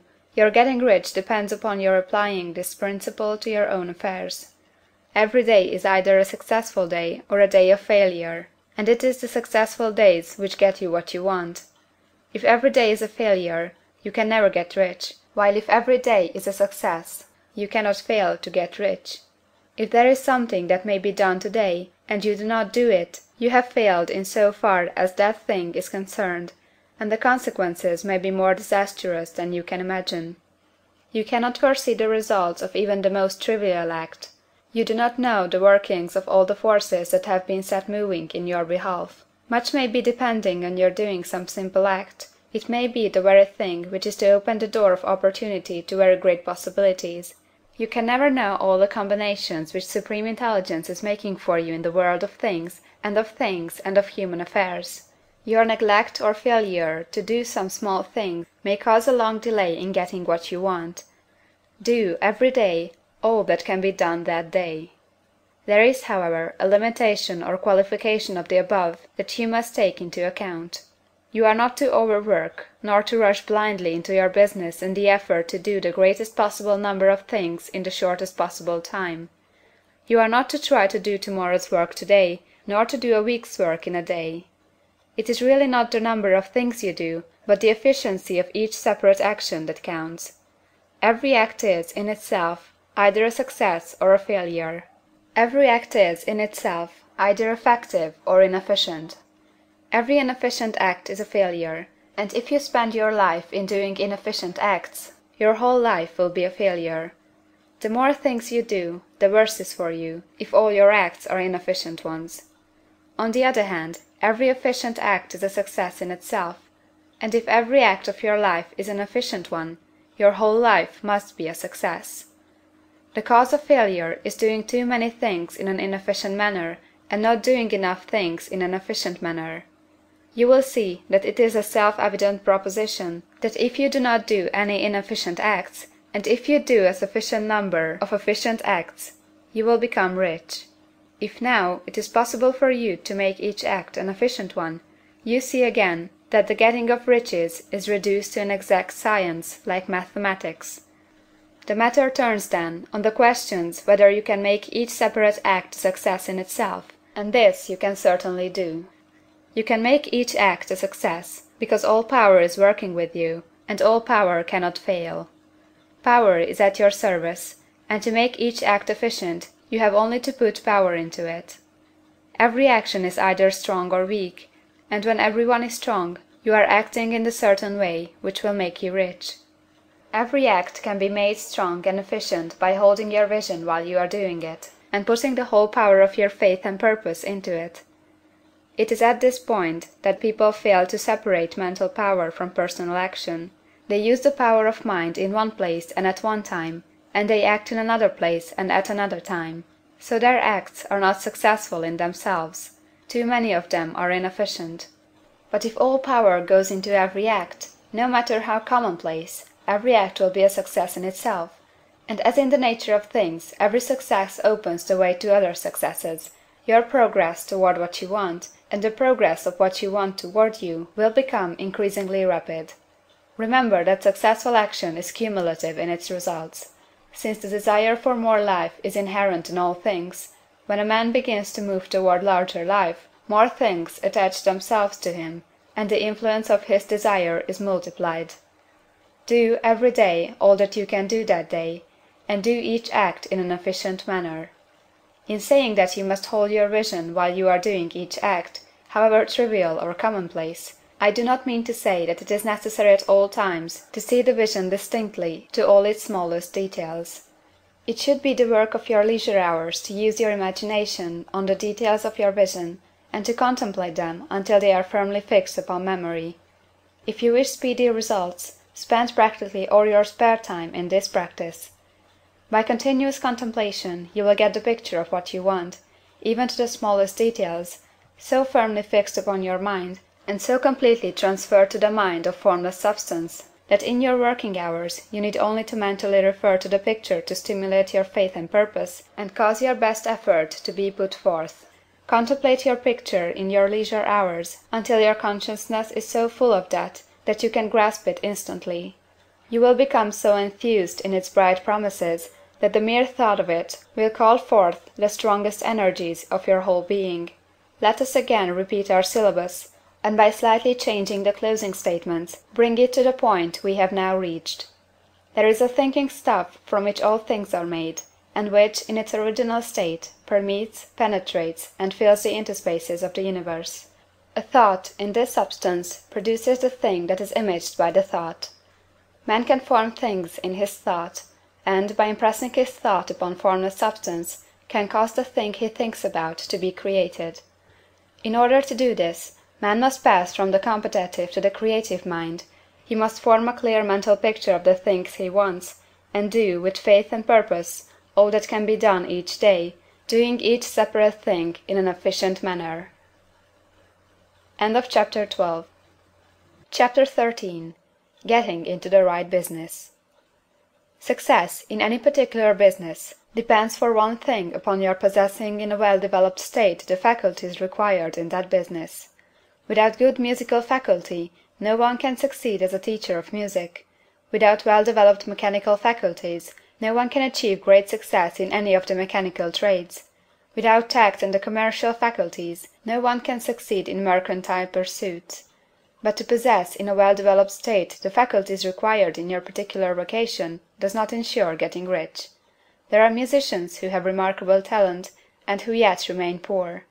There are blacksmiths, carpenters, and so on who have excellent mechanical ability, but who do not get rich, and there are merchants with good faculties for dealing with men who nevertheless fail. The different faculties are tools. It is essential to have good tools, but it is also essential that the tools should be used in the right way. One man can take a sharp saw, a square, a good plane, and so on, and build a handsome article of furniture.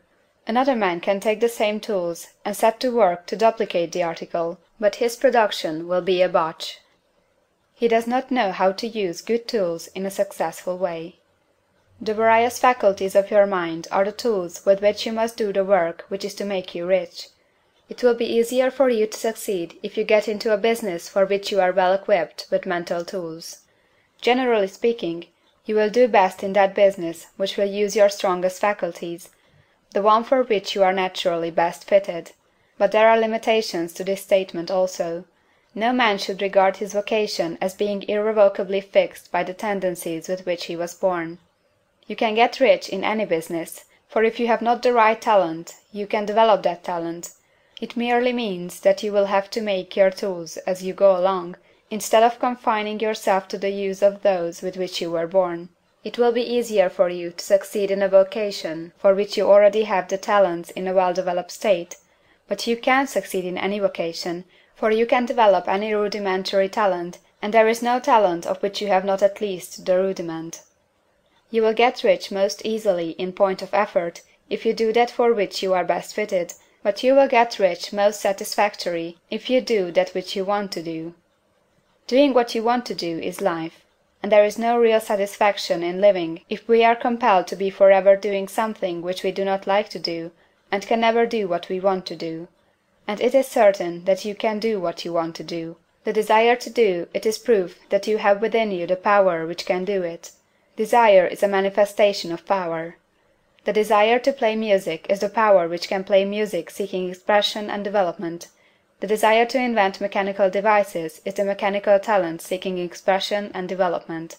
Where there is no power, either developed or undeveloped, to do a thing, there is never any desire to do that thing, and where there is strong desire to do a thing, it is certain proof that the power to do it is strong, and only requires to be developed and applied in the right way.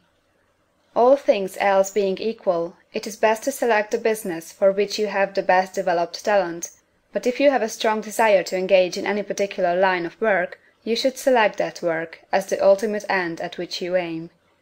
You can do what you want to do, and it is your right and privilege to follow the business or avocation which will be most congenial and pleasant.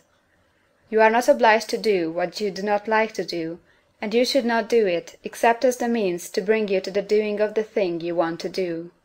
If there are past mistakes whose consequences have placed you in an undesirable business or environment, you may be obliged for some time to do what you do not like to do, but you can make the doing of it pleasant by knowing that it is making it possible for you to come to the doing of what you want to do.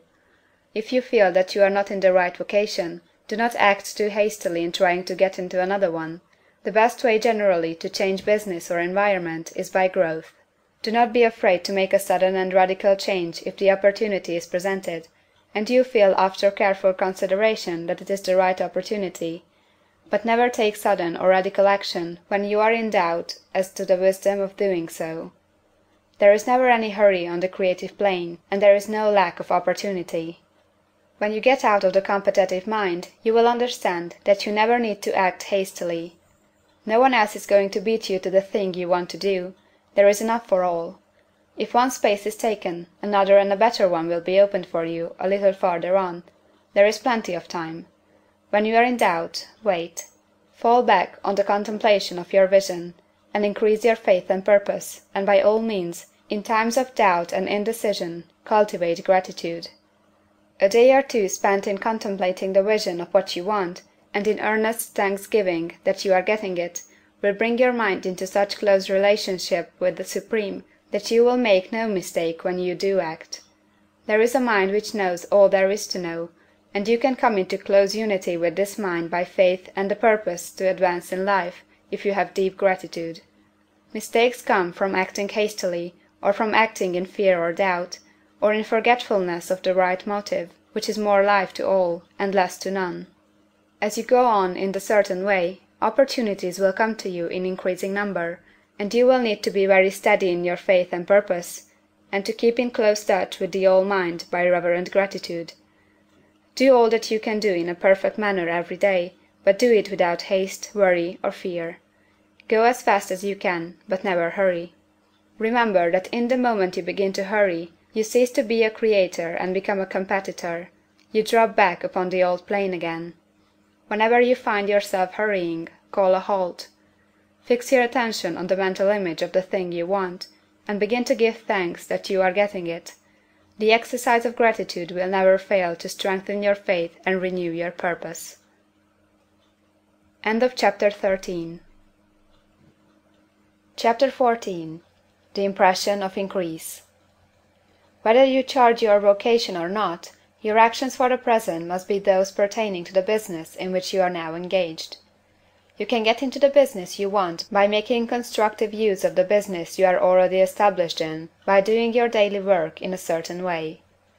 And in so far as your business consists in dealing with other men, whether personally or by letter, the key thought of all your efforts must be to convey their minds the impression of increase.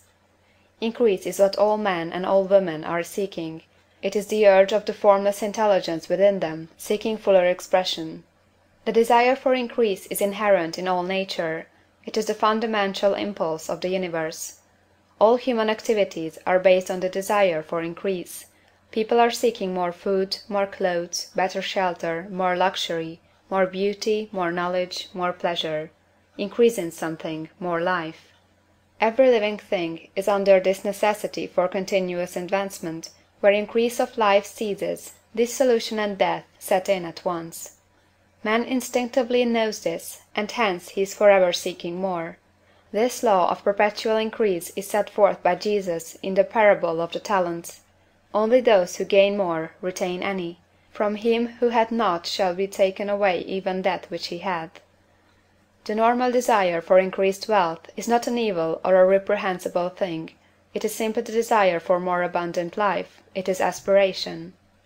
And because it is the deepest instinct of their natures, all men and women are attracted to him who can give them more of the means of life. In following the certain way as described in the foregoing pages, you are getting continuous increase for yourself, and you are giving it to all with whom you deal. You are a creative center, from which increase is given off to all. Be sure of this, and convey assurance of the fact to every man, woman, and child with whom you come in contact. No matter how small the transaction, even if it be only the selling of a stick of candy to a little child, put into it the thought of increase, and make sure that the customer is impressed with the thought. Convey the impression of advancement with everything you do, so that all people shall receive the impression that you are an advancing man, and that you advance all who deal with you. Even to the people whom you met in a social way, without any thought of business, and to whom you do not try to sell anything, give the thought of increase. You can convey this impression by holding the unshakable faith that you, yourself, are in the way of increase, and by letting this faith aspire, fill, and permeate every action. Do everything that you do in a firm conviction that you are an advancing personality, and that you are giving advancement to everybody. Feel that you are getting rich, and that in doing so you are making others rich, and conferring benefits on all. Do not boast or brag of your success, or talk about it unnecessarily. True faith is never boastful. Wherever you find a boastful person, you find one who is secretly doubtful and afraid. Simply feel the faith, and let it work out in every transaction. Let every act and tone and look express the quiet assurance that you are getting rich, that you are already rich. Words will not be necessary to communicate this feeling to others. They will feel the sense of increase when in your presence, and will be attracted to you again. You must so impress others that they will feel that in associating with you they will get increase for themselves. See that you give them a use of value greater than the cash value you are taking from them. Take an honest pride in doing this, and let everybody know it, and you will have no lack of customers. People will go where they are given increase, and the Supreme, which desires increase in all and which knows all, will move toward you men and women who have never heard of you. Your business will increase rapidly, and you will be surprised at the unexpected benefits which will come to you. You will be able from day to day to make larger combinations, secure greater advantages, and to go on into a more congenial vocation if you desire to do so. But in doing all this, you must never lose sight of your vision of what you want, or your faith and purpose to get what you want. Let me here give you another word of caution in regard to motives. Beware of the insidious temptation to seek for power over other men. Nothing is so pleasant to the unformed or partially developed mind as the exercise of power or domination over others. The desire to rule for selfish gratification has been the curse of the world. For countless ages, kings and lords have drenched the earth with blood in their battles to extend their dominions. This not to seek more life for all, but to get more power for themselves. Today, the main motive in the business and industrial world is the same. Men marshal their armies of dollars, and lay waste the lives and hearts of millions in the same mad scramble for power over others. Commercial kings, like political kings, are inspired by the lust for power. Jesus saw in this desire for mastery the moving impulse of that evil world he sought to overthrow. Read the 23rd chapter of Matthew, and see how he pictures the lust of the Pharisees to be called master, to sit in the high places, to domineer over others, and to lay burdens on the backs of the less fortunate. And note how he compares this lust for domination with the brotherly seeking for the common good to which he calls his disciples. Look out for the temptation to seek for authority, to become a master, to be considered as one who is above the common herd, to impress others by lavish display, and so on. The mind that seeks for mastery over others is the competitive mind, and the competitive mind is not the creative one. In order to master your environment and your destiny, it is not at all necessary that you should rule over your fellow men, and indeed, when you fall into the world's struggle for the high places, you begin to be conquered by fate and environment, and your getting rich becomes a matter of chance and speculation. Beware of the competitive mind. No better statement of the principle of creative action can be formulated than the favorite declaration of the late Golden Rule Jones of Toledo: "What I want for myself, I want for everybody." Chapter 15. The Advancing Man. What I have said in the last chapter applies as well to the professional man and the wage earner as to the man who is engaged in mercantile business. No matter whether you are a physician, a teacher, or a clergyman, if you can give increase of life to others and make them sensible of the fact, they will be attracted to you, and you will get rich. The physician who holds the vision of himself as a great and successful healer, and who works toward the complete realization of that vision with faith and purpose, as described in the former chapters, will come into such close touch with the source of life that he will be phenomenally successful. Patients will come to him in throngs. No one has a greater opportunity to carry into effect the teaching of this book than the practitioner of medicine. It does not matter to which of the various schools he may belong, for the principle of healing is common to all of them, and may be reached by all alike. The advancing man in medicine, who holds to a clear mental image of himself as successful, and who obeys the laws of faith, purpose, and gratitude, will cure every curable case he undertakes, no matter what remedies he may use. In the field of religion, the world cries out for the clergyman who can teach his hearers the true science of abundant life. He who masters the details of the science of getting rich, together with allied sciences of being well, of being great, and of winning love, and who teaches these details from the pulpit, will never lack for a congregation. This is the gospel that the world needs. It will give increase of life, and men will hear it gladly, and will give liberal support to the man who brings it to them. What is now needed is the demonstration of science of life from the pulpit. We want preachers who can not only tell us how, but who in their own persons will show us how. We need the preacher who will himself be rich, healthy, great, and beloved, to teach us how to attain these things, and when he comes he will find a numerous and loyal following. The same is true for the teacher who can inspire the children with the faith and purpose of the advancing life. He will never be out of a job. And any teacher who has this faith and purpose can give it to his pupils. He cannot help giving it to them if it is a part of his own life and practice. What is true of the teacher, preacher, and physician is true of the lawyer, dentist, real estate man, insurance agent, of everybody.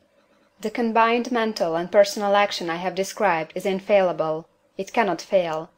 Every man and woman who follows these instructions steadily, perseveringly, and to the letter, will get rich. The law of the increase of life is as mathematically certain in its operation as the law of gravitation. Getting rich is an exact science.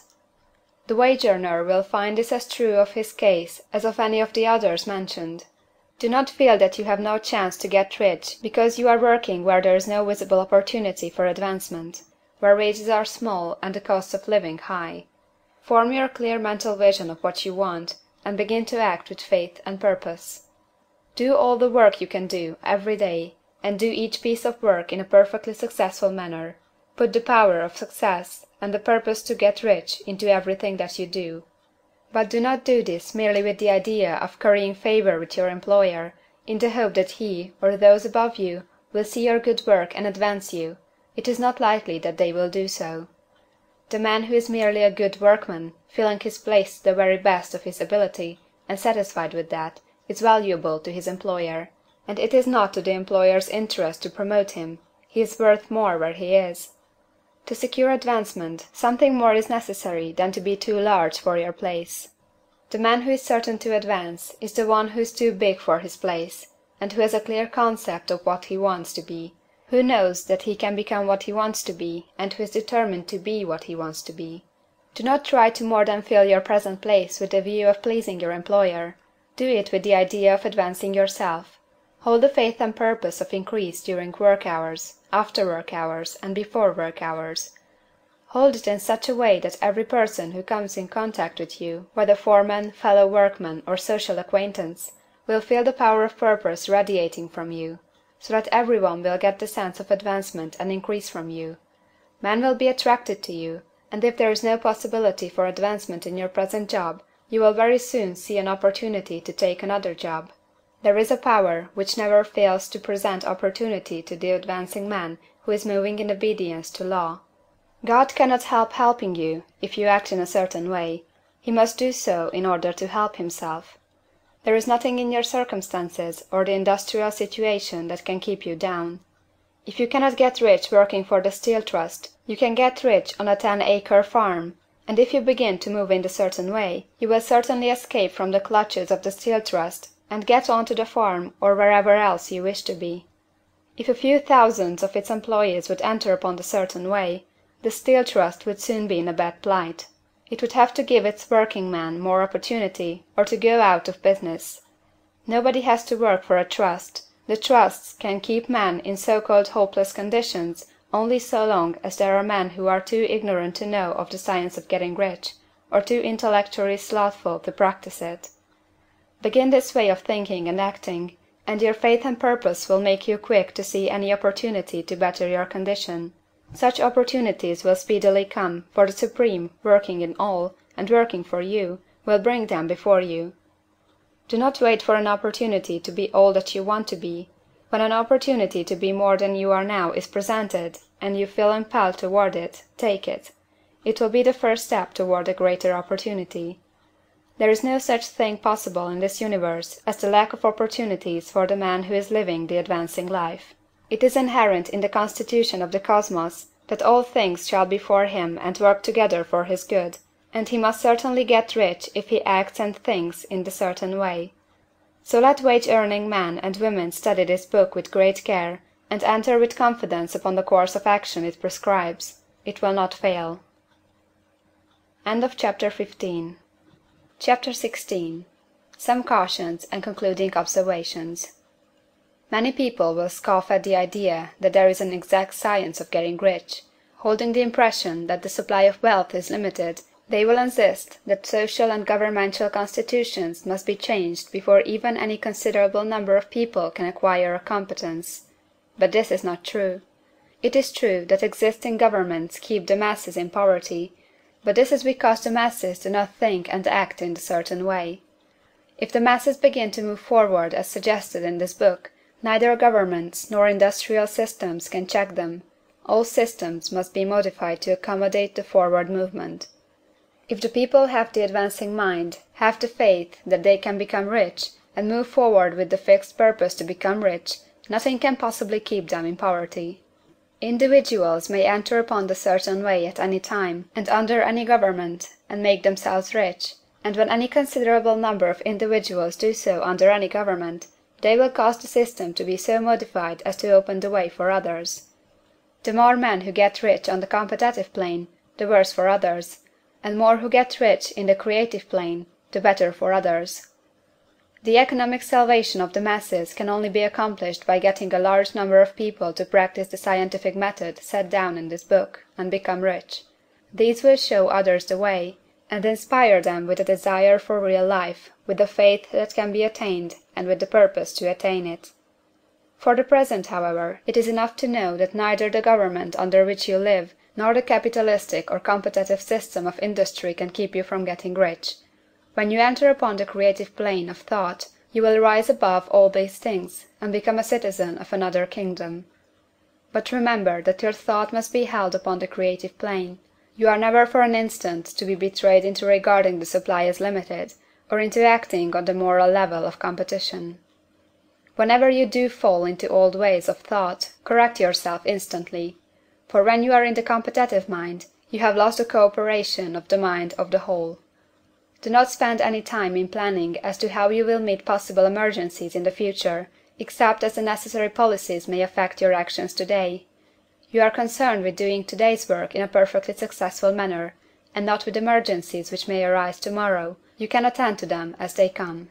Do not concern yourself with questions as to how you shall surmount obstacles which may loom upon your business horizon, unless you see plainly that your course must be altered today in order to avoid them.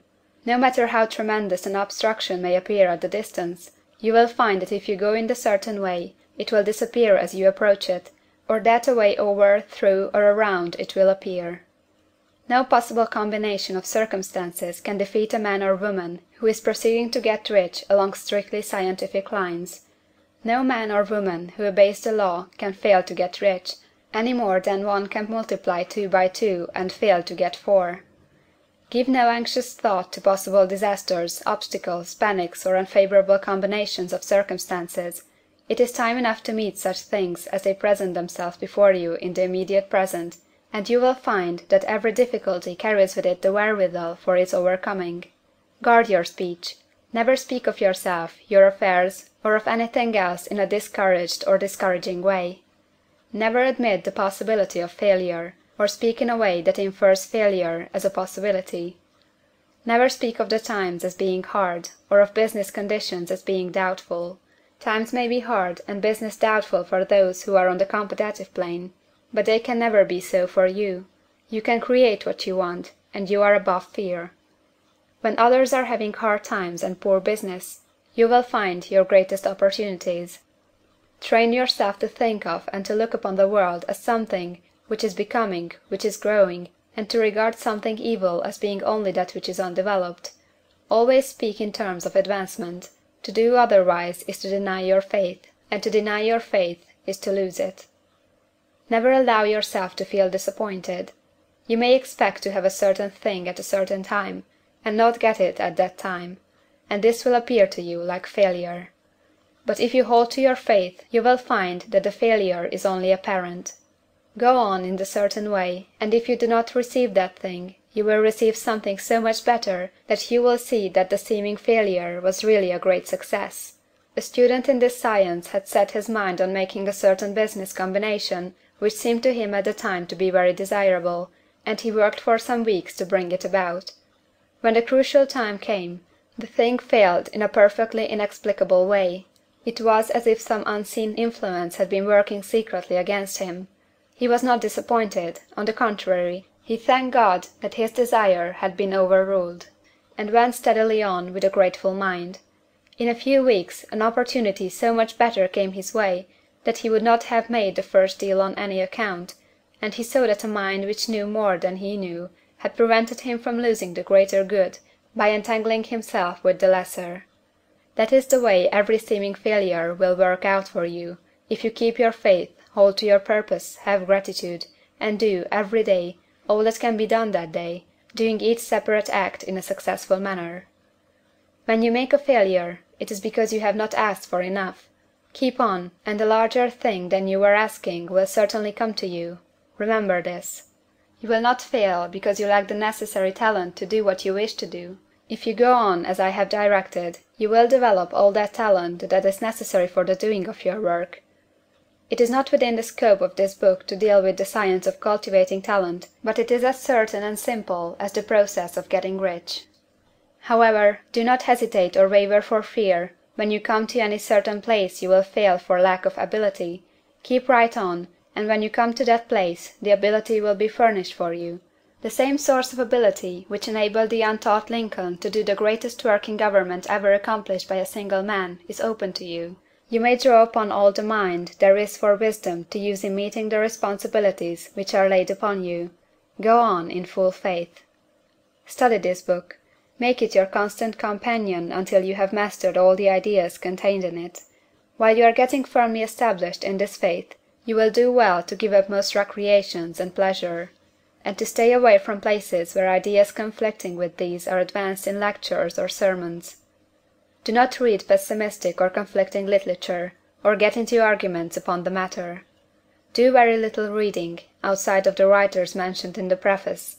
Spend most of your leisure time in contemplating your vision, and in cultivating gratitude, and in reading this book. It contains all you need to know of the science of getting rich, and you will find all the essentials summed up in the following chapter. End of Chapter 16. Chapter 17. Summary of the Science of Getting Rich. There is a thinking stuff from which all things are made, and which, in its original state, permeates, penetrates, and fills the interspaces of the universe. A thought in this substance produces the thing that is imaged by the thought. Man can form things in his thought, and by impressing his thought upon formless substance can cause the thing he thinks about to be created.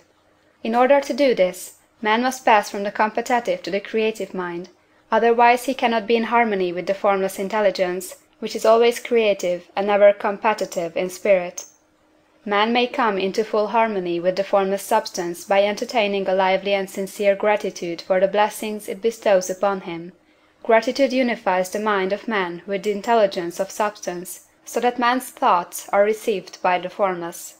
Man can remain upon the creative plane only by uniting himself with the formless intelligence through a deep and continuous feeling of gratitude. Man must form a clear and definite mental image of the things he wishes to have, to do, or to become, and he must hold this mental image in his thoughts while being deeply grateful to the Supreme that all he desires are granted to him. The man who wishes to get rich must spend his leisure hours in contemplating his vision, and in earnest thanksgiving that the reality is being given to him. Too much stress cannot be laid on the importance of frequent contemplation of the mental image, coupled with unwavering faith and devout gratitude. This is the process by which the impression is given to the formless, and the creative forces set in motion. The creative energy works through the established channels of natural growth and of the industrial and social order. All that is included in his mental image will surely be brought to the man who follows the instructions given above, and whose faith does not waver. What he wants will come to him through the ways of established trade and commerce. In order to receive his own when it shall come to him, man must be active, and this activity can only consist in more than filling his present place. He must keep in mind the purpose to get rich through the realization of his mental image, and he must do every day all that can be done that day, taking care to do each act in a successful manner. He must give to every man a use value in excess of the cash value he receives, so that each transaction makes for more life, and he must so hold the advancing thought that the impression of increase will be communicated to all with whom he comes in contact. The men and women who practice the foregoing instructions will certainly get rich, and the riches they receive will be in exact proportion to the definiteness of their vision, the fixity of their purpose, the steadiness of their faith, and the depth of their gratitude. End of Chapter 17. And End of the Science of Getting Rich, by Wallace D. Wattles.